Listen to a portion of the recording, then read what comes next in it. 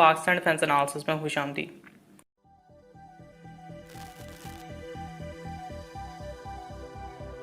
Nigerian JF-17 thunder के हवाले से नई अपडेट आ रही है कि नाइजीरिया की तरफ से पाकिस्तानी पायलट्स और पाकिस्तानी टेक्नीशियंस को JF-17 थंडर के फर्स्ट ईयर ऑपरेशंस के लिए नाइजीरिया में ही डिप्लॉय किया जाएगा। नाइजीरियन JF-17 की डिलीवरी में चूँकि थोड़ा सा वक्त बाकी है, इसलिए फ़ैसला किया गया है।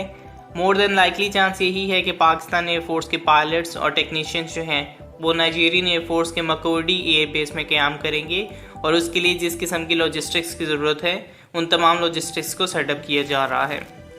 इस तरह के सेटअप्स इस चीज़ की जाने मज़ीद इशारा कर रहे हैं कि नाइजीरिया मज़ीद JF-17 खरीदने की तरफ इंटरेस्टेड है, क्योंकि सिर्फ 3 JF-17 के लिए इस किस्म का इंफ्रास्ट्रक्चर तैयार करना थोड़ा सा ओवरकिल है। थस ये मज़ीद इंडिकेटर है कि फ्यूचर में मज़ीद JF-17 के लिए मज़ीद डील सामने आ सकती है।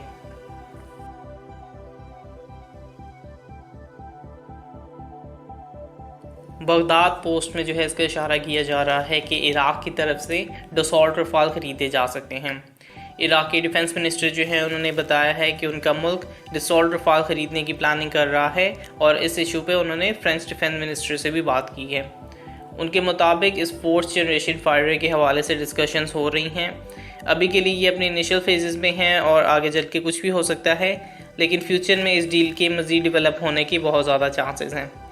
इस डील की एक बड़ी वजह शायद इराक़ के F-16 का प्रॉब्लमेटिक केस हो सकता है, जो कि इराक़ से लॉकहीड मार्टिन के जाने के बाद शुरू हुआ है और इसके बाद से इराक़ को अपने F-16 मेंटेन करने में बहुत मुश्किल आ रही है। सो मच सो कि ऐसा भी बताया जा रहा है कि F-16 के साथ लोकल पार्ट्स की रिप्लेसमेंट करके उनको इस्तेमाल करने की कोशिश की जा रही है। तो इस मौके पे शायद इराक़ी एयरफोर्स का सबसे बड़ा एसेट इस वक्त बहुत मुश्किल का शिकार है और मुमकिन है इस वक्त पे आके अब इराक़ जो है अपने प्राइमरी एसेट से थोड़ा सा मायूस हो चुका होगा और जिसकी वजह से फ्रेंच डसॉल्ट रफ़ाल को परचेज़ किया जा रहा हो सकता है। डसॉल्ट रफ़ाल जो है एक French made twin engine fighter jet है जिसमें 4 वेरिएंट्स मौजूद हैं, F1, F2, F3 और F4, जिनमें से सबसे लेटेस्ट वेरिएंट F4 जो है वो आने वाले वक्तों में फ्रांस में शामिल होगा। ज़्यादा चांसेस में इराक़ के F3 कॉन्फ़िगरेशन वाले डसॉल्ट रफ़ाल को हासिल करने के चांसेस हैं।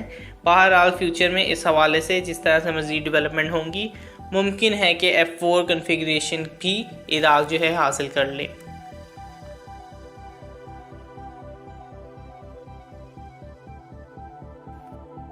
ताइवान ने अपनी F-16 की फ़्लीट को एक हादसे के बाद जो है मुकम्मल ग्राउंड कर लिया है। 17 नवंबर को जो है एक ट्रेनिंग रूटीन में ताइवान का F-16A तकरीबन 16 किलोमीटर के फासले के बाद समंदर में लापता हो गया था। इसकी तलाश अभी जारी है, लेकिन इसी दौरान उनकी पूरी F-16 की फ़्लीट जो है वो ग्राउंड कर दी गई है। F-16 ताइवान के 2 मेजर फाइटर जेट्स में से एक है, तो एक बहुत बड़ा हिस्सा जो है उनकी फ़्लीट का ग्राउंडेड है, जबकि दूसरे जो है उनके पास लोकली तैयार करता फायर जेट FCK-1 जो है उनके पास मौजूद है, जो कि F-16 की तर्ज पे ही बनाए गए हैं। इसके अलावा उनके पास मिराज 2000 और नॉर्थटॉप F5 भी हैं, जबकि नॉर्थटॉप F5 भी जो है वो लास्ट मंथ एक हादसे में क्रैश कर गया था। तो ये देखना होगा कि क्या हादसे के बाद कोई स्पेसिफिक टेक्निकल फॉल्ट आइडेंटिफाई किया गया है जो कि सारे F-16 में मौजूद हो सकता है, या ये फिर F-16 से चंद ड्यूरेशन के लिए एज अ प्रिकॉशन ग्राउंड किए गए हैं।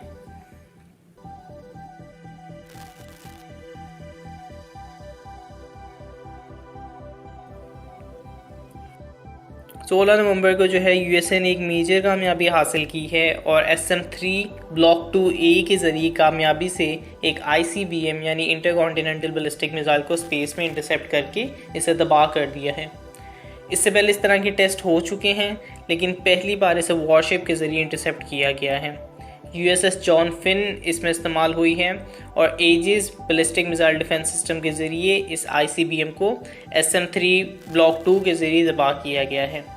ये एक अहम कामयाबी है, स्पेशली जब ईरान ने बैलिस्टिक मिसाइल्स के नए सिस्टम मुतारिफ़ करवाए हैं और चंद दिन पहले नॉर्थ कोरिया ने हवासोंग सीरीज़ का सबसे नया लेटेस्ट मिसाइल जो कि एक ICBM है उसको भी मुतारिफ़ करवाया है।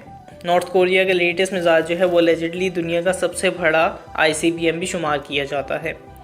मुस्तकबिल में मज़ीद इस किस्म के टेस्ट को एक्सपेक्ट किया जा रहा है जो कि ज़्यादा कॉम्प्लेक्स और ख़तरनाक होने वाले हैं।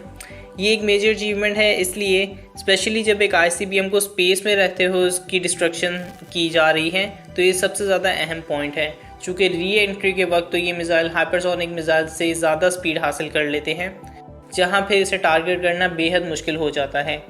तो ये एक बहुत अहम अचीवमेंट जो है USA ने हासिल की है।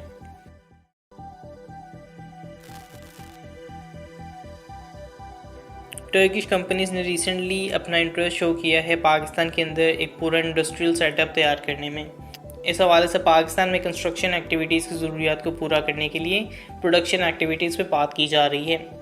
इस्लामाबाद चेंबर ऑफ कॉमर्स के अंदर जो है इस चीज़ पे बात हुई है, जहाँ पे उनको पोटेंशियल बिजनेस के बारे में बताया गया है जो कि टर्किश इन्वेस्टमेंट का इंटरेस्ट हो सकता है। इसके अलावा इसमें हाउसिंग और कंस्ट्रक्शन के एलिमेंट्स भी मौजूद हैं, जिसमें पाकिस्तान को बहुत ज़्यादा इन्वेस्टमेंट देखने को मिल सकती है।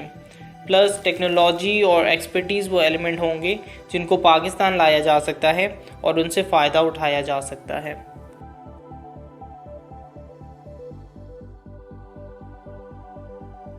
टर्की का RT-MBT यानी मेन बैटल टैंक को रेस्क्यू करने के हवाले से साउथ कोरिया से कांटेक्ट करने का फैसला किया गया है। टर्की का पहला next generation main battle tank जो कि डिलेज़ का शिकार होता जा रहा है, उसकी रिस्टोरेशन के लिए प्राइवेट और मिलिट्री सर्कल्स में साउथ कोरिया से बात की जा रही है। साउथ कोरिया शायद उनका सबसे बेहतरीन हेल्पर हो सकता है, क्योंकि साउथ कोरिया के K2 ब्लैक पैंथर टैंक्स भी जो हैं एक तरह से ऑल्टे टैंक्स के ब्लूप्रिंट पे ही साबित हुए हैं। इन तमाम चीज़ों में जो ऑल्टे टैंक्स के लिए मसले का बाइस बने हुए हैं, उनमें इंजन और ट्रांसमिशन के मसाइल सबसे ज़्यादा नुमायाँ हैं। ऑल्टे के चंद और मसाइल भी हैं, जैसे आर्मर के मसाइल भी थे, और इस हवाले से टर्की फ्रांस से सलूशन हासिल करना चाहता था, लेकिन चूँकि दोनों के हालात बहुत ज़्यादा बेहतर नहीं हैं, इसलिए ये आर्मर के मसला शायद लोकली हल किया जाएगा और टर्की एक पब्लिक प्राइवेट पार्टनरशिप के थ्रू इसको सॉल्व करेगा। जहाँ तक इंजन और ट्रांसमिशन के मसाइल हैं, तो साउथ कोरिया को भी K2 ब्लैक पैंथर के लिए बिल्कुल सेम मसले देखने को मिले थे। उसका नतीजा ये हुआ था कि साउथ कोरिया ने 1500 हॉर्स पावर का लोकल इंजन डेवलप किया था, जबकि ट्रांसमिशन के लिए जर्मन REN की कंपनी से ऑटोमेटिक ट्रांसमिशन ली थी। टर्की के केस में शायद साउथ कोरिया से इंजन तो हासिल कर लें, लेकिन ट्रांसमिशन के मसाइल फिर से मौजूद होंगे। टर्की ख़ुद भी जर्मनी से इन ट्रांसमिशन के लिए अप्रोच कर सकता है और किया भी है, लेकिन सीरिया सिविल वॉर की वजह से जर्मनी के साथ उनकी डिफेंस परचेज़ में लिमिटेशंस का सामना उन्हें करना पड़ रहा है, जिसकी वजह से ये तमाम मुश्किलात आ रही हैं। ये टैंक्स काफ़ी अहमियत के हामिल हैं और टर्किश प्रेसिडेंट के क्लेम्स यानी रजब तैयब एर्दोगान के मुताबिक इस हवाले से 2020 तक प्रोडक्शन स्टार्ट की जानी थी, लेकिन अब ये डिलेज़ का बहुत ज़्यादा शिकार हो गई है। इनिशियली 250 यूनिट्स इसके T1 बैचेस के हासिल किए जाने थे, जिस पे अभी तक काम हो रहा है, लेकिन उसके बाद फिर 1000 यूनिट्स जो हैं वो T2 वर्जन के थे, जो कि इसका एडवांस वर्जन होना था, और फिर उसका एक अनमेंड वर्जन भी प्लान है जो कि आगे चल के तैयार किया जाना था। लेट्स सी इस ऑल्टे टैंक पे आगे चल के किस तरह की अपडेट सामने आती हैं। इतना ही, लाइक वीडियो सब्सक्राइब, और अगर आपको कोई फीडबैक है तो उसे कमेंट बॉक्स में जरूर डालिए। तब तक के लिए पीस आउट, पाकिस्तान जिंदाबाद।